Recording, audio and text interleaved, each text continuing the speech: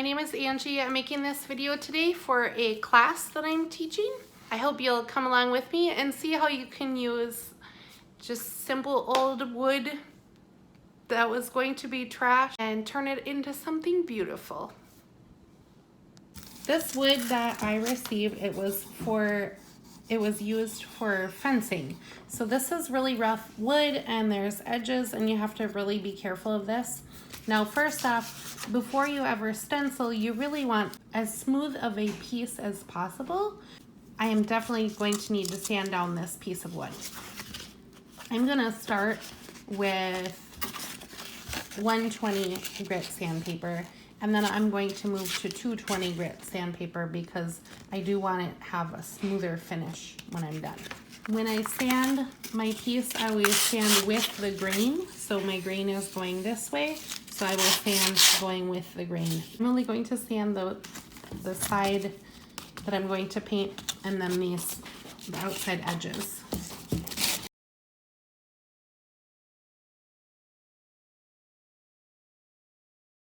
So you really want to be super careful when you're doing the edges because there are pokey pieces, and I actually poked my finger right through the sandpaper when I was doing this. You want to be super careful. You maybe want to use something that has a hard edge to put inside of here. A sanding block would be really ideal if you have one.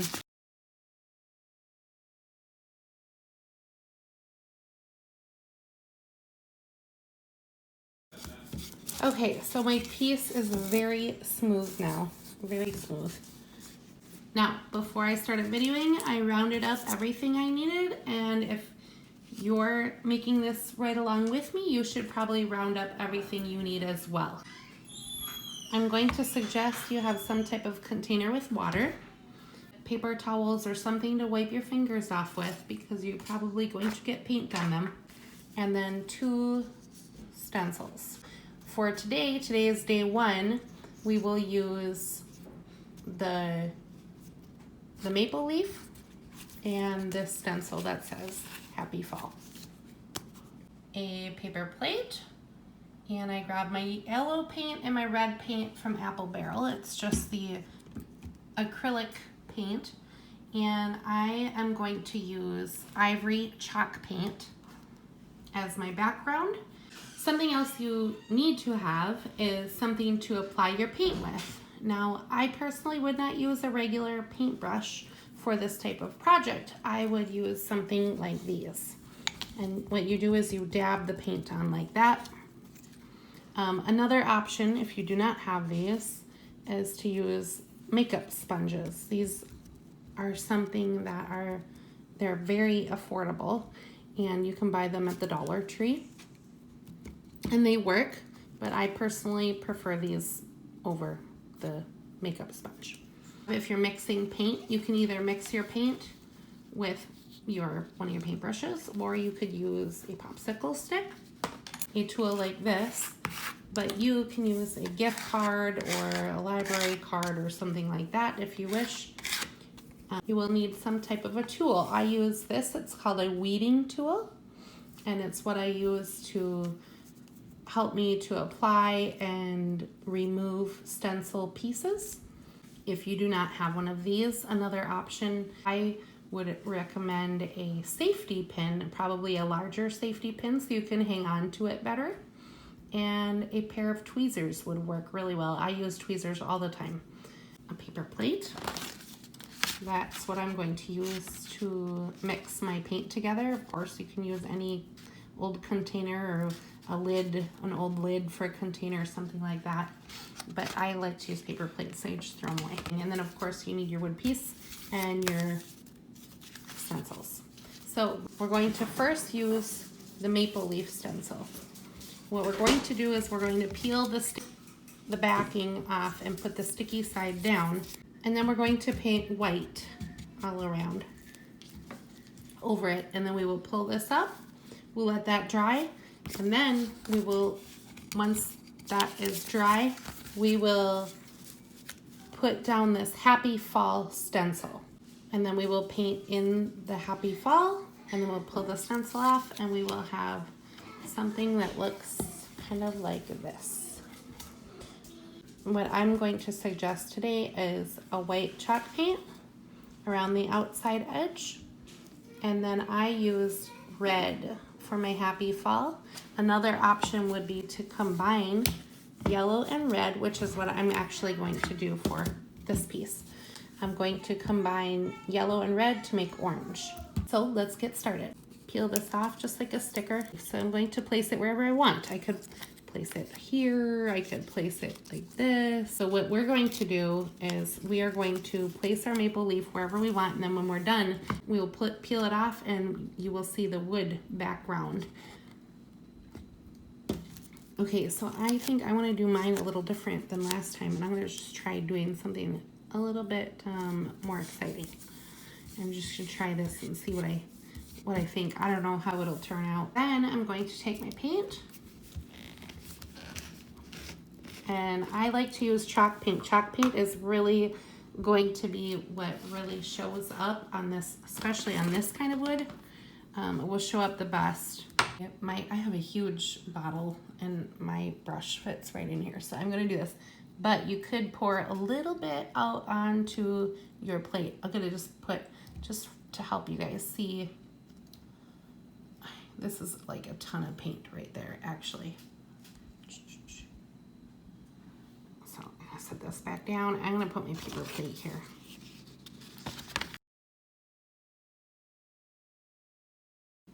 Normally, when you're painting and you're doing stenciling, you want to be really careful not to have too much paint on your paintbrush. It's not as important with this one because we're doing a shape and then stenciling that, and then painting over the top. It's not as big of a deal to have a decent amount of paint on your brush. But that's not let's see if we can turn the right angle. Okay, so. And as you will see, this kind of wood really absorbs the paint, which is really why it's really nice to have some good thick chalk paint.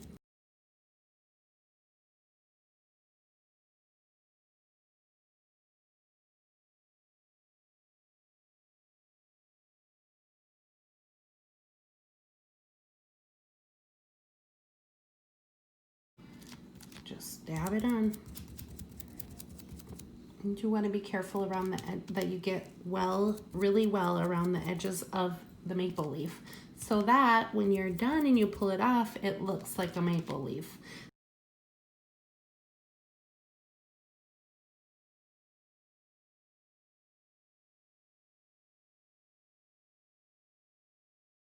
This is the perfect time to use the tweezers. I like to use my weeding tool to help me pull that up. This is my favorite part of stenciling right here. Is this not satisfying? I just love this. Okay, this is somebody who loves painting walls and taking the paint tape off the walls. I just love it. Okay, so I'm gonna really carefully, my piece has wet paint all over it, so I'm gonna set it in a careful spot. And I'm actually going to carry it over to the garbage can. Now, something that's really important to know with chalk paint dries very fast, which is very handy and ideal. So while this is drying, I'm going to mix up my red and my yellow to make my orange for the happy fall. First, I want to say, make sure that when you're done using chalk paint, especially if you're using a nice paintbrush with chalk paint, make sure you stick it in water because it dries so quickly. It will dry in your bristles very quickly. So go ahead and stick it in some water, and I just let mine sit, and then I'm done with that brush for today, and I will be using a different brush to add on the happy fall. So currently I am sitting underneath a ceiling fan, so that will help this dry a little faster. But I really like the way this looks. What I'm going to do is go ahead and mix together my yellow and my red. You could get another plate if you have one. I'm gonna just try to squeeze my yellow over here and put a fair amount on there. We don't need a ton. We're just stenciling in some words. And I'm gonna add some red, not too much. If I want to add more, I can. I'm gonna mix this up.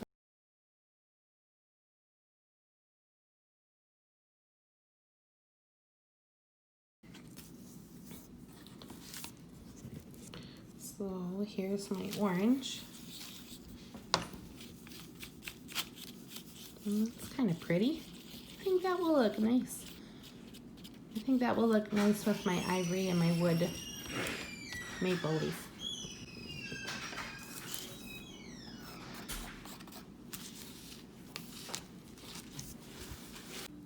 Okay, now my board is dry and I am ready to add my second stencil that says Happy Fall.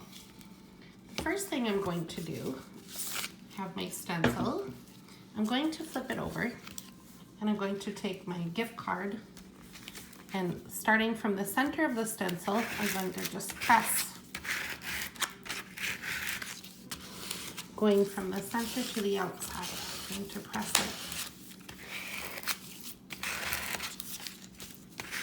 Okay, now ideally what I'm doing there is pressing all the stencil pieces. What I'm trying to do when I did that, what I was trying to do was, by doing that, I am ideally pressing the stencil hard against this transfer paper. I have a piece of sticky paper that I've put on top of here that is called transfer paper. And I'm going to pull this part back off of here. Now, as I do this, it might be wise for me to just carefully press. Okay.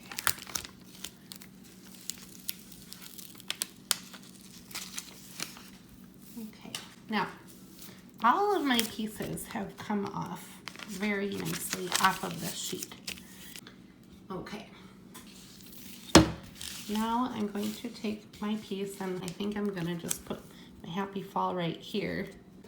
So I think I'm gonna just place it right here. I'm gonna kind of maybe off center this one, which normally I try to center everything, but I'm gonna try off centering this. Just playing around with this, doing something completely different, see how it turns out. Okay. Now again, we need to press the stencil hard against the board. And we're going to do that. And then we will peel the transfer tape, which is right here. This is just a sticky, it's like a big sticker that you put on to hold all of the stencil pieces in the correct spots. So what I do when I pull this off, I pull it off at an angle and I don't go too fast. I don't want to go too terribly slow either. But you notice how I have it laying flat back against the non-sticky side. And I just pull. Good, and I watch as I'm pulling to make sure that all of the little pieces stay. And if they don't, then I could come back and press down a little more. Or if I'm still having a hard problem, or if I'm still having a hard time, I could use my credit card or my gift card, whatever, and press it down and pull. This type of stencil is pretty easy to deal with. And as long as you scraped it before you placed it on here, you should be fine. Okay, now as you can see, I have these pieces stayed here. The inside of the P's and the H. So we want those there, and we're gonna paint. We're gonna dab it with the paintbrush, and we're gonna paint all along this. And then once we're done, then we'll pull all of this off. Once we pulled all that off, then we will pick out these pieces, the two from the P, the one piece here in the Y. This A piece is attached to the big part of the stencil. And we have a little H piece and then this little A triangle here too. So you'll see, if you don't understand, you'll see after we finish. So let's get painting. This is the fun part. Now I get a new paintbrush. This one isn't brand new, obviously, but a new one from the last one I was using. That one's really wet. So I'm going to grab my orange paint. And I'm going to see if I can get this so it's in the video. There we go. Okay. I'm going to dab my orange paint onto my stencil brush, I'll call it. So like that. Not too terribly much. And sometimes if I think I have maybe a little too much, I might do that. Oh yeah, that's not so bad. Okay, so then I just do this. Dab, dab. Oh, by the way, if you are smarter than me, you might put some masking tape on here along the edge so that you don't get any orange accidentally over the edge, which I didn't do, and I'm just gonna be super careful. Okay, again, I'm gonna do that. I like to do that dabbing a little on the side over here just to pull off some of the paint so I don't have too much on my paintbrush, because I want to try to prevent as much bleeding paint underneath of that sticker stencil. So that's how I do it. Okay.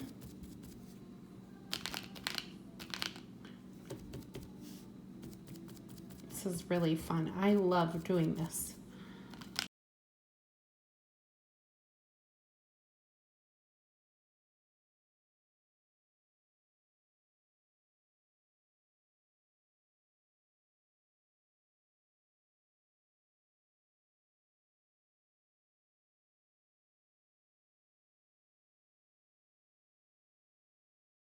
I'm going to look at all my edges because I really want to make sure the edges, that I've gotten all of the edges. And I'm noticing up here by the A, maybe I need a little more on the top of that A. So I'll make sure I get that. And I look around. And when you're doing this, a lot of times it's not, you might have spots that are not completely full of paint. And that's okay because it has a really painted look when you're done. It doesn't look perfect and factory made, but it looks hand painted, which is something that many people desire. Okay, so this is the best part. Now you have to be really careful because your paint is still wet. So you have to just pull at the corner and just kind of pull back and forth and just be careful. Okay, now sometimes it's helpful to have an extra set of hands or an extra person here to help you when you do this part. I'm going to be a little risky and do it all by myself. But as you can see, you have to hold the contact paper up high, so as you can see, it can be a little tricky. Okay, that looks pretty decent. Now I'm gonna go throw away my wet paint stencil. Okay, now I'm going to come with, if you don't have a weeding tool, you can use a pin or a needle, what's it called? A safety pin or a sewing pin or something like that.